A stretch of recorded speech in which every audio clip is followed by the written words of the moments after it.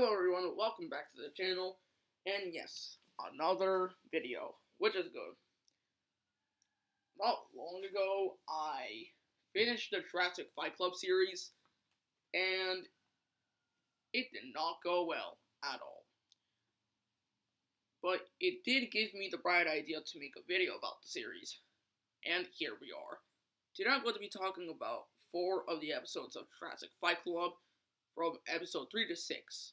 I'm not going to be talking about the first 2 episodes because I already dealt with that shit. Every single episode from Jurassic Fight Club, except for the 5th one, scarred me. Pretty much in Jurassic Fight Club, you have countless flashing lights, awesome bro shit, animals roaring at the top of their lungs every millisecond for no fucking reason, animals being missized and oversized and all that, including the people portraying every animal as a bloodthirsty, awesome bro monster that loves to fight all the time. And believe me, the fights never get less stupid and awesome, bro. So, let's talk about some of these shit battles and loose brain cells together. Let's start with episode 3, which, if I remember, was named Gang Killers. This battle is about Deinonychus versus Tyrannosaurus, and it really got on my nerves. You have Dinosaur George portraying Dromaeosaurs as killers built like ninjas, because they are fast, smart, strong, and sneaky as fuck. Sneaky, yes, because they are ambush hunters. Strong, well, kind of strong, but not as strong as you think, like in the movies. But they were also not as smart or as fast as the ones from the movie. So you can stop with that shit from Jurassic Park and Jurassic World, for God's sake. They also said that Dromaeosaurs in birds don't exhale, if I remember, which literally just almost made me go fucking barf. So, yeah. I would definitely appreciate it if someone would come and end my suffering. Anyways, there's a Deinonychus pack of 12 in the battle, which is ridiculous because Dromaeosaurs aren't pack hunters, and 12 might be too much if they did hunt in packs, which is wrong. And pretty much they are attacking a herd of fully grown Tyrannosaurus. And there is a straggler, and the straggler is separated from the herd, and the herd just pushes out and leaves the straggler to deal with the Deinonychus pack instead of holding them out. Even 2 adult Tyrannosaurs can clap out 12 Deinonychus. Like, fucking pussies. Like, it's that simple. Just help your goddamn member. You can easily chase away the Deinonychus pack. You have size, power. Like, you literally have almost everything on your side against the pack. Like, why not help your member? Like, it's stupid. Anyways, the design of the Tyrannosaurus, it's not the worst. It's not that inaccurate, but it's not the most accurate either. But still, kind of accurate. There are at least 2 inaccuracies which impact the design. Pretty much, it's just the head and the front limbs. The head of the Tyrannosaurus looks similar to that of an iguanodon, and their front limbs are more hadrosaur-like instead of basically iguanodonted-like. Honestly, I'm quite impressed how Jurassic Fight Club got most of the Tyrannosaurus right. Pretty much, it's the second most accurate herbivore design in the show. And then we have this fucking bag of tricks. In Jurassic Fight Club, you forget about the amazing ambush predators with feathers and all that, and you see scaly raptors with pronated wrists which hurt your soul. Despite being completely scaly though, the design of the Deinonychus is still identifiable as a Deinonychus, but just remember, it's not the most accurate at all. So pretty much the Tyrannosaurus gets attacked by the pack of Deinonychus and all that, but then it fights back, thankfully, by whacking them with its tail and falling over to crush them. 2 die, so the pack regroups, and Quandale Dingle portrays them as bloodthirsty monsters going like, oh, quick and deadly with one singular goal, kill. Like, what the fuck? No! They're not bloodthirsty monsters, they're animals. Not goddamn monsters. So, Anyways, the pack attacks, but then I think more die, so they stop and they retreat. Which was amazing, because running away is always an option. But that's going to go wrong. Spoiler alert.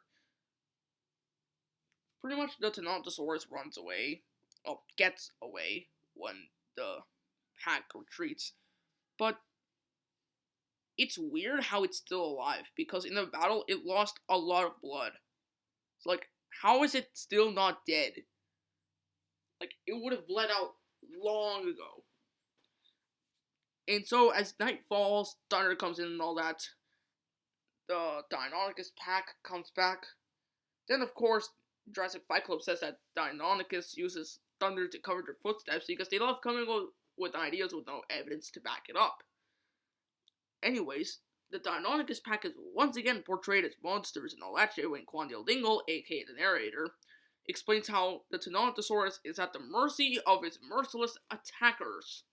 Every time someone portrays a dinosaur as a bloodthirsty monster, a paleontologist just starts to smash their head against the wall. Then the pack fights the Tyrannosaurus again, and they keep roaring at the top of their lungs, and then more members of the pack die before the Tyrannosaurus collapses and dies. Now, if I am to be correct, there were 9 members of the Deinonychus pack which died in total.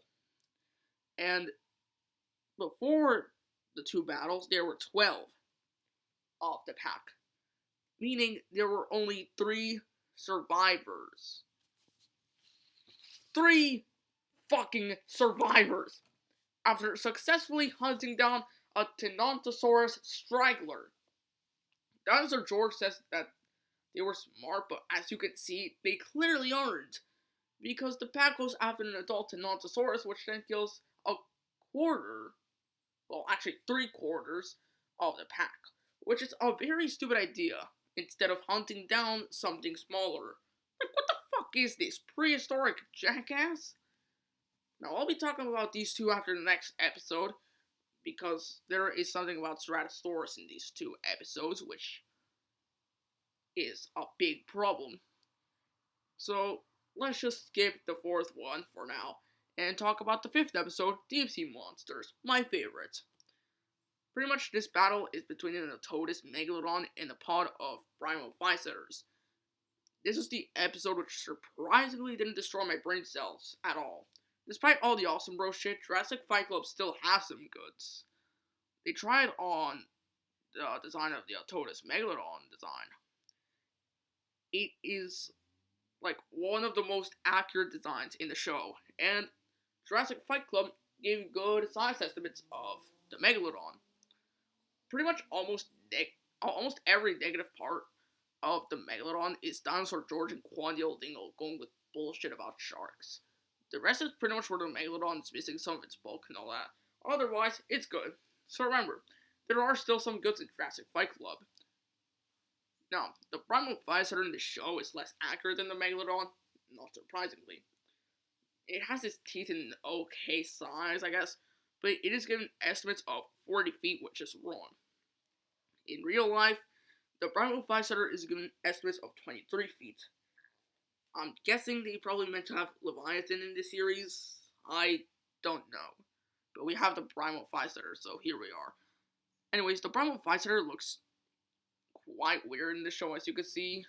Besides the fact that its color makes it look like an orca and a sperm whale did a certain thing, the Brimophyseter in the show is too thin and has the wrong shape. In real life, it was more bulky and more robust, and had a shape similar to pygmy sperm whales. So, yeah, it's the most inaccurate non-dinosaur design in this show, since this is the only non-dinosaur episode in the show that I'm talking about right now. And because the rest are okay and they actually tried. But that doesn't mean the Brimophyseter is the most inaccurate, because Well, in the next video, I'm going to be talking about the worst thing that Jurassic Fight Club has ever done. Well, besides what they did on the fourth and sixth episode. Anyways, for the battle of this episode, you can pretty much just guess. Megalodon spots and attacks Brimo Five-Setter, and the Brimo Five-Setter dies later. And the pod of Brimo Five-Setters come, notice what happened, and just start beating the living shit out of the Megalodon. But that's not all. And I mean that in a good way, because after 5 minutes of beating, the Brimo Five-Setter pod leaves the Megalodon alone, which is the only fight scene where there isn't any awesome bro or bloodthirsty monster acts. Literally, in the entire show, the only fight scene where it's perfectly normal. Like, sure, the Megalodon killed one of the Brimo Five-Setters, but that's because the Megalodon was like, the Megalodon is a predator, so that's fine. To be honest, this episode was the best one in my opinion. No animals acting like idiots or committing awesome bro acts. It didn't feel like a nightmare watching this episode at all. It's kinda good. Oh, but wait, I forgot. Despite the fact that Jurassic Fight Club has some goods, the bads still outcome the goods. And that's what makes Jurassic Fight Club so bad. And guess what? These 2 episodes are existent, and they really disgust me. Let's talk about the 4th episode, Bloodiest Battle, another brain cell destroyer. In this battle, we have Ceratosaurus, Stegosaurus, Allosaurus, and Camarasaurus, and this is pure awesome, bro. The Allosaurus length in this show is given estimates of the length of Saurophagonax, which is obviously wrong because we're talking about Allosaurus. The skull is lower, thinner, and the first fingers lack of big claws, and the legs are shorter. Jurassic Fight Club also says that the Allosaurus was extremely intelligent, but 2 minutes into the battle, it does not stay that way at all. For the Camarasaurus, I'd say it's the most inaccurate design in this episode, because its head is too long, perhaps the trunk as well. The neck and limbs are shorter, which reminds me about the legs. Look at the feet of the Camarasaurus. These feet look like the front legs of a fucking elephant. Like, why are we getting pronated wrists for carnivore dinosaurs and an elephant feet for the herbivores from this show? Like, it's horrendous. Anyways, the fight begins where a Stegosaurus and her youngster get stuck in the mud or some shit. And then the Ceratosaurus comes to eat the youngster. Now let's take a look at these 2 animals. Let's start with Ceratosaurus. The design looks like Jurassic Fight Club didn't really give a fuck about making the design for a Ceratosaurus, so they just fucking make a copy of the Allosaurus design and add another finger on each hand, recolor it, make a new head, and add the scoots. And when I saw this design, it was to the point where I realized that every carnivore, except for the Tyrannosaurus, was as thin and skinny as Smeagol. It's as if it had been weeks since these animals ate. Like, these poor things are starving to death, bro. Like, what the fuck? Like, why are they designed like this? Like, it's so weird. Anyways, now the Stegosaurus design, they actually did a good job on the Stegosaurus, especially in the time Jurassic Fight Club was made.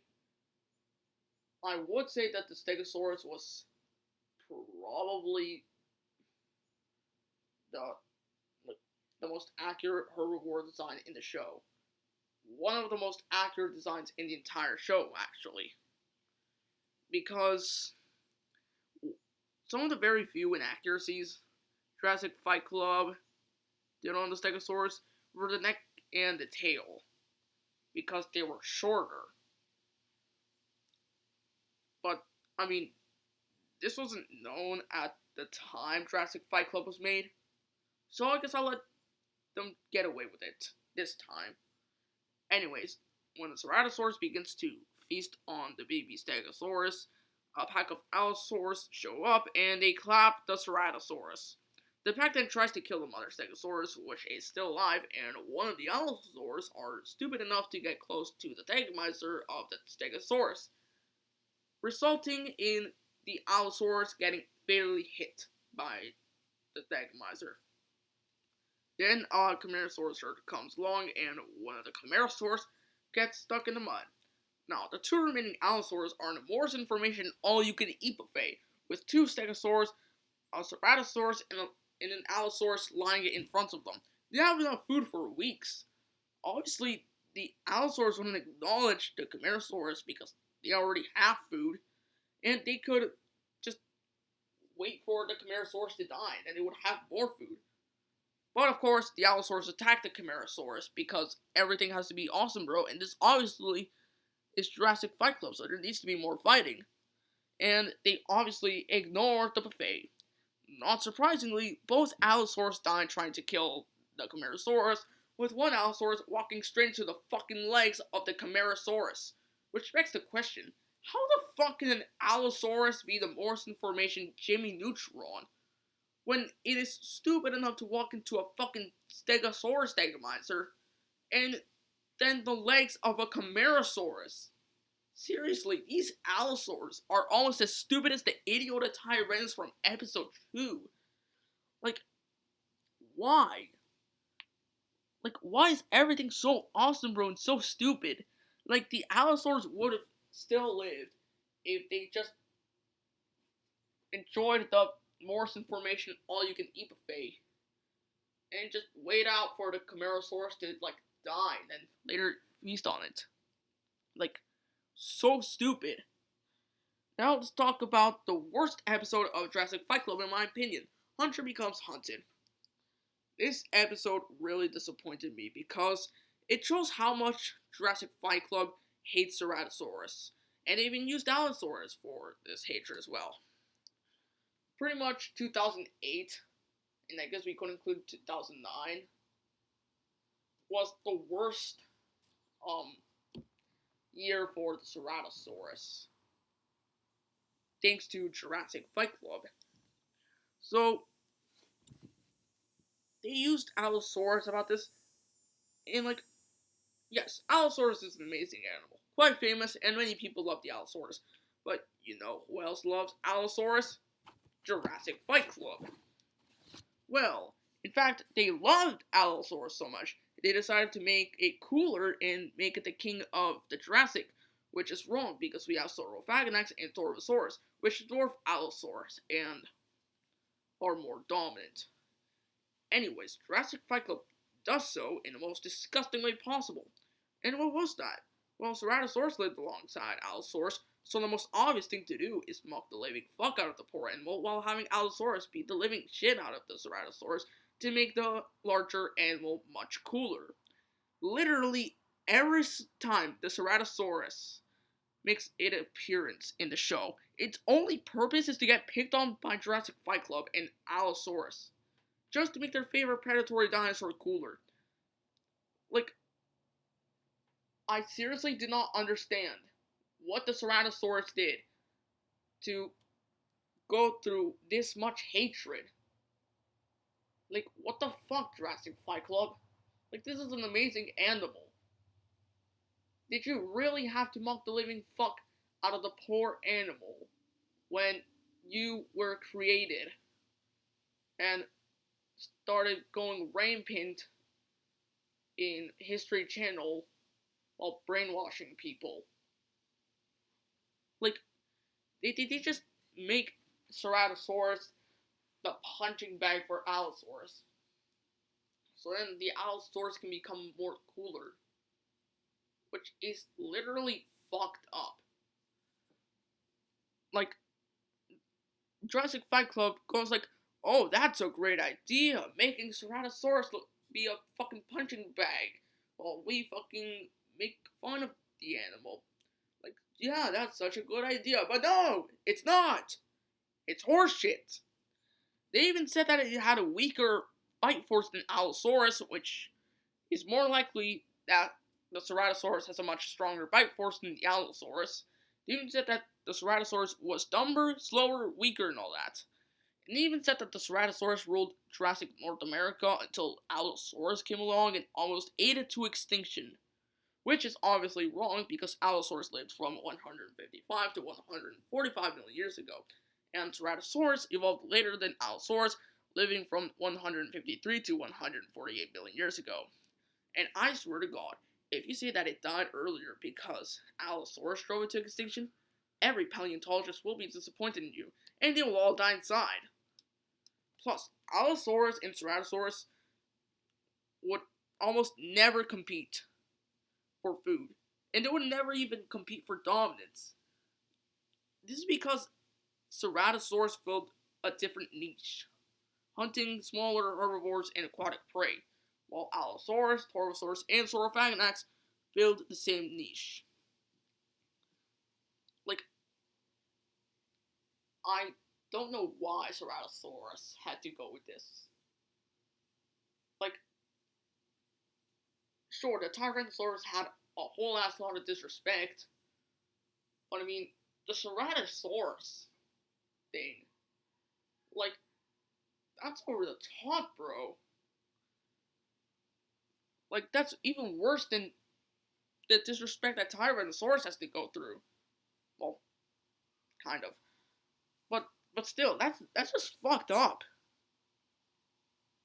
Like, come on. What the fuck? Screw you, Jurassic Fight Club. But at least it is 2023 now, and Ceratosaurus is getting the respect that we all want for it to have. This incredible animal is well respected now, and it is an animal that successfully lived alongside many other predators in Morse information for 5 million years, and was also not dumb, and most likely had a stronger bite force than Allosaurus. And, in my opinion, is the best animal in Morse information, because it's a medium-sized dinosaur, not really, like, the strongest, but it was very unique in its time. Such an amazing animal. At least 2008 and 9 are already gone, and after a decade and a half, the Ceratosaurus is once again, like, well respected, including Nigel Marvin, which made a very, very nice design of the Ceratosaurus in Prehistoric Kingdom, like the one here. Well, that's the end of the video. I hope you guys stay tuned for the next Jurassic Fight Club video. My warning is that you should be prepared for brain cell loss and wear eye protection, because in the next video, it's going to get much more nasty. Anyways, if you enjoyed the video, don't forget to like and subscribe, and I'll see you on the next one.